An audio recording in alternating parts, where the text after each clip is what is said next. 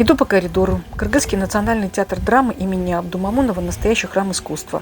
Двери в гримерке, дорожка в коридоре. Мягкие шаги приближают все ближе и ближе к номеру 30. Хозяина нет. Незнакомый прохожий, мне твой взгляд неподспудный, знакомый. Саламатсызбы. А вот и он, народный артист Кыргызской республики Чорабек Усмонович Доманаев. 20 июня ему исполнилось 70. Вот все, запись идет. Вот. Ничто на земле не проходит. Вот люди искусства обычно своими коллегами, актерами, режиссерами становятся родными. Если он старше, то братом становится. И если совсем старше, то дедом, отцом становится.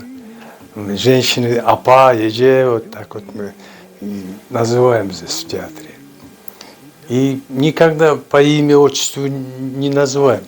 Например, Рыскулова мы называли Муке, Насыр Кутаева Наске, Саветбек Байке Саваке. Вот так вот, коротко, и отчество никогда не называли. Но это своеобразная традиция, уважение. Они понимают. Вот. Мне очень посчастливилось, что я вырос среди них с 10 лет. Потому что народный артист Кыргызской ССР Асанкул Осмонов мой родной брат. Он просто Осмонов, а я Думанаев Чорабек Осмонович, отчество захотелось. Вот.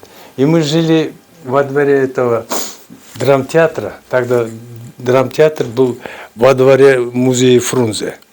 63-й такой. Вот, да, вот такие года. Потом построили это здание. И вот во дворе этого театра я вырос среди этих знаменитостей. И назвал их Ата, Байке. Там. Вот. И путь мой тоже там. Это когда было мне 10 лет, 63-й год. Во двор приехали с киностудии, они выбирали героев, там фильм «Улица космонавтов» назывался. Детей они, младшего возраста, где-то 10, так было.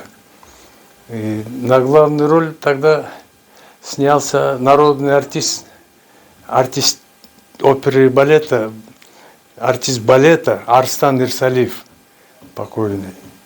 Он сейчас в Америке был, и там не стало его. И целая группа его друзей снимали проживальщик, там проживальщик сейчас Каракол. Вот. И с того момента мое творчество началось, кажется. Ну, тогда выбора актера так не было. Но я любил, потому что вырос с ними. Вырос во дворе театра старого, где дом-музей Фрунзе, я уже сказал. И среди этих знаменитостей я был как ихний. Они меня еркелетен, там, там. Вот. И в кино тоже 10 лет, оказывается, начался, если сейчас так подумать. Потом учеба. И пошло, и в 70-м на пробу, оказывается, искали джигитов, Алый Макисыкуля. Там как раз Арстан в главных ролях, Семен Кулбайке там чокмар, а мы в окружении джигитов. Вот. И после этого так пошло, и однажды приехал, в Баткене мы снимали, там у меня эпизодический роль был, Уркуя, «Поклонись огню» Океева. И туда какая-то киногруппа приехала во главе с автором сценария Мурзагапаров, оказывается. И они искали парня на фильм «Улица». подобрали, приехали, тогда Фрунзе был, приехали сразу меня в киностудию на пробу, тогда проба была. И пробовался я с Насыром Кытаем, который играл отца улицы. Вот. И Гена Вайке, оказывается, режиссер, по сути, тогда мы познакомились. Вот. Что интересно, Гена Вайке, он, ну, там и по-крымски, и по-русски так смешанно говорил, но очень это, как-то внятно говорил, объяснял. Очень такой образованный, оказывается. Мы школьники, еще книг не читали. А ты читал эту книгу? А нет, вот приеду, почитаю. Туда-сюда. Ну, там 10, около 12 молодежь была. Улицы там, где снимали. И Нуртай Вайке покойный. Тоже Джали, который играл зубтехника. Ну, он уже образованный, там профессиональный оператор. Ну, как свои мы все. И знаменитые актеры. Расколов, Хатыкеева, Джумадылов. Все вот в одном этом группе. Вот.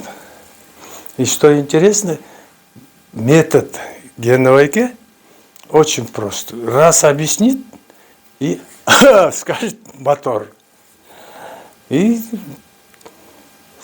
быстро что-то мы снимали тогда. А до этого уже мы где-то... Зима уже наступала. И мы уже пробу прошли. И кое-какой этот эпизод сняли. И кино законсервировали. Ждали весну. А весна там на юге, на Охате, где когда эти урюки цветут, красиво так. И они, оказывается, это ждали. Вот. И, короче, Гена Вайке я многое научился. Во-первых, этики. Тогда хулиганство было. Ну, каникулы там все время ловили.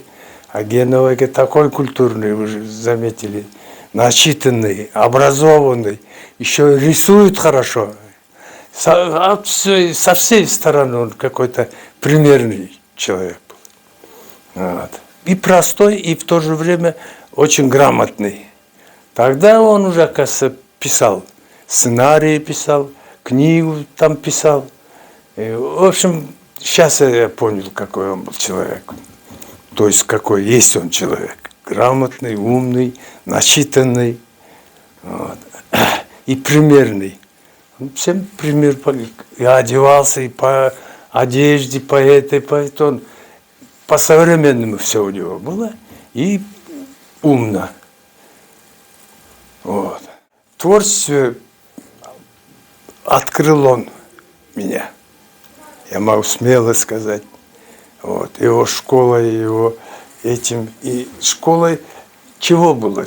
Потому что в его фильме заняты были все мои учителя, начиная с Раскулова, и Бакенеджа, Кадыкеева, Джумадылов. Все с ними играешь как партнером и что-то получаешь. И в то же время какой-то урок мастерства актера получаешь. Вот, например, я народный артист, благодаря чего? Мастерству его Базарова и дальше, в дальнейшем моем творческом пути. Вот. А какая была самая любимая роль у Базарова? Роль? Или, может быть, да, любимая, обычно любимые трудные бывают, да, роли?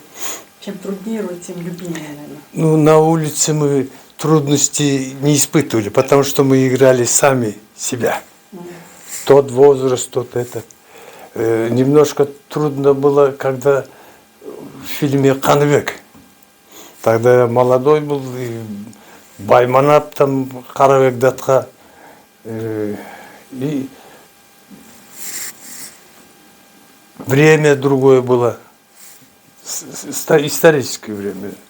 Вот этот немножко что-то затруднялось. Мы современные же, движение туда-сюда, этих Байманапов, Ханов, у них же стойка, все это же их манера. Вот в этом наши аксакалы помогали, Геновайка говорила, и вот это так надо. И мы повторяли, и вроде получалось все. Если говорить о судьбе творческой, актерской, да? Вот есть какие-то роли, которые не довелось сыграть, а хотелось бы, и есть такое сожаление. Вообще не обязательно там по сценариям, авторским работам Геннадия Садыровича, вообще. Не, ну вообще, что-то я много слышу таких вот вопросов задают актерам многим, кого вы хотели сыграть. Многие говорят там Гамлета, немножко пожилые говорят Короля Лира. Ну это, а у меня нет такого, потому что мы все артисты зависимые, от всего зависимы. И от режиссера, и даже от ассистента режиссера даже зависит. Он накричит, что вставай, вот столько на площади. Вот.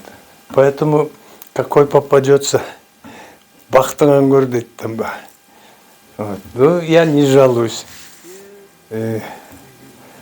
Все сыгранные роли благодаря мастерству Базарова, Геновайки мы что-то получили для себя. А актеры до сих пор учатся. Каждый спектакль это для нас это какой-то курс заканчиваешь. Вот. А каждый спектакль, который мы готовим, это своеобразная школа. Кончаем школу. От режиссера получаем урок и от партнеров, которые знаменитые, многие, которые перевидели себя. Вот. Так что до сих пор мы учимся. Хоть 70 лет, но все равно учимся. Вот. Ну, мне посчастливилось, что со всеми режиссерами я поработал, которые создали «Кыргызское чудо». Начнем там с Убукеева, вот, Океев, Шамшиев, вот, Базаров. Вот эти сделали кино «Кыргызское чудо». Ну, мне кажется, что и вас сегодня уже тоже можно называть Не, кыргызским чудом. Да, потому что вы именно собрали все чудеса нашего кинематографа в себя. Да, и всех спасибо. своих учителей. Спасибо. Ну, спасибо им. Вот многие ушли. Вот Геновайка сам в интервью говорит, так грустно, говорит, да, самым молодым я был. И с сожалением говорит, как будто чувствует что-то плохое. Я говорю, Байкен, не надо, живите еще. Снимайте, творите. Он смеется так. И он тоже очень сожалеет, что такие мастера, как сделали «Кыргызское чудо». Вот. И первым крестным отцом, я думаю, у Геновайки был Чингиз Айтматов. Он 24 года снял «Материнское поле». И с такими маститыми актерами, как там Кадыкеева, Хатаев, там все народные артисты снялись там, да. Вот. Но его свое соображение, у режиссера же свои фантазии, соображения, выбор актеров, туда все же есть. Многие там на возраст не смотрят, там 90 лет снимали там фильм знаменитые режиссеры. Спасибо. Вот.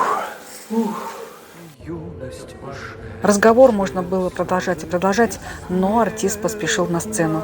Она манит, как космос. Вместе торжественно обошли портретную галерею великих.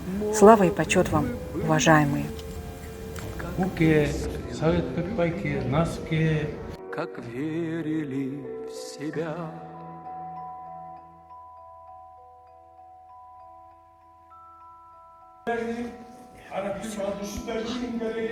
Қолыңдан чоң айшын ұстай алған екенбіз. Олай төбемден тұрып Осматовича снимаю. Журналист.